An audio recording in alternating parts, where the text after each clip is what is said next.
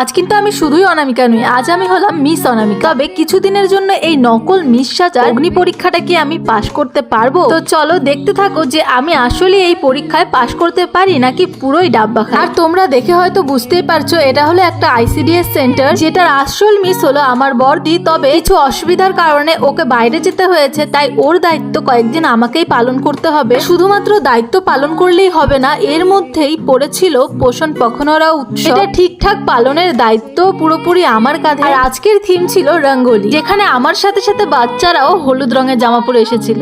তো আজকে কি রঙের ড্রেস পরেছো? এটা কি রং? হ্যালো, তুমি কি রঙের ড্রেস পরেছো তৃষা?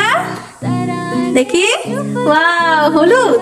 তবে কিন্তু শুধুমাত্র হলুদ পোশাকেই আজকের রঙ্গোলি থিমের রীতি নয়। আজকের রঙ্গোলি থিমে আমাদের এই হলুদ দিয়ে বিভিন্ন ছবি আঁকতে হবে, বিভিন্ন উপকারিতাও জানতে হবে। তো প্রথমেই সব বাচ্চাদেরকে গোল করে আমার পাশে বসিয়ে নিয়েছি, তারপরে ওদেরকে আজকের থিমটা ভালো মতো বুঝিয়ে বললাম। যদিও ছোট বাচ্চারা ঠিক মতো বোঝে না, তবুও ওরা যে আমার বলা কথাগুলো এত সুন্দর মন দিয়ে শুনছিল তা দেখে আমি সত্যিই অবাক। আর এর মধ্যে এমন একটা মজার বিষয় ঘটলো, এই উপকারিতাগুলো বোঝাতে গিয়ে আমি বাচ্চাদের বলছিলাম যে কোনো কাটা জায়গায় হলুদের প্রলেপ লাগালে তা তাড়াতাড়ি সেরে যায়। তবে ও আমাকে উত্তরে বললো আমার তো এমনিতেই সেরে গেছে। আমি বললাম যে হলুদ লাগালে আরো সেটা তাড়াতাড়ি সেরে যাবে।